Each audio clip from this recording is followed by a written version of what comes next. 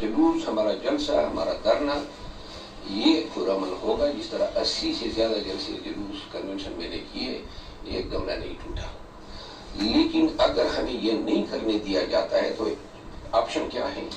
Option یہ ہے کہ یہ 5000 10,000 لوگوں پہ تو ٹیئر گیس کر سکتے ہیں، یہ 1 لاکھ لوگوں پہ نہیں کر سکتے. Interesting point. اچھا اب بنگلہ دیش ماڈل کو ہی دیکھیں. میں اب سنو نا، میں اب یہ کہہ رہا ہوں کہ اگر یہ تشدد کر لیتے ہیں تو نہ میں پیٹ دکھاؤں گا، نہ آنسو گیس، ٹیئر گیس اور ڈنڈے کے آگے سرنگو ہوں گے. ہم وہی کریں گے جو قانون اور آئین کے تحت ہمارا حق ہے. دھرنے بھی دیں گے، روڈ بھی بلاک کریں گے.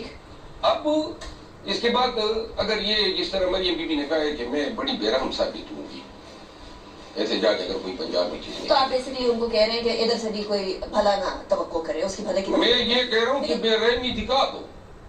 آپ چاہ رہے ہیں؟ نہیں، کیا چاہ رہا ہوں، اگر وہ اتنی بے رحم ہے اور بتانا چاہتی ہیں کہ اس کے پاس اختیار ہے تو دیکھنا یہ ہے کہ اس کی بے رحمی عوامی جدوجہد پہ حاوی ہوتی ہے یا عوام پاکستان اور دستور پاکستان جو ہے وہ فلرش کر. لاسٹ سوال، آپ بنگلہ دیش ماڈل کا آپ نے لاسٹ ٹائم بھی یہ جو ہے وہ ایک ریفرنس دیا تھا، ابھی بھی دیا ہے. بنگلہ دیش ماڈل میں ایک اور چیز ثابت ہو گئی ہے کہ کوئی حکمران یا کوئی پارٹی لیڈر یا کوئی بھی پارٹی کسی اور ملک کی ایما پر کوئی کام کرے گی تو اس کو سائیڈ پہ کر دیں گے، اس کا دھڑم تختہ ہو جائے گا. حسینہ واجد کے ساتھ یہی ہوا، اور انڈیا کے ساتھ ملی ہوئی تھی، لوگوں نے سائیڈ پہ کر دیا.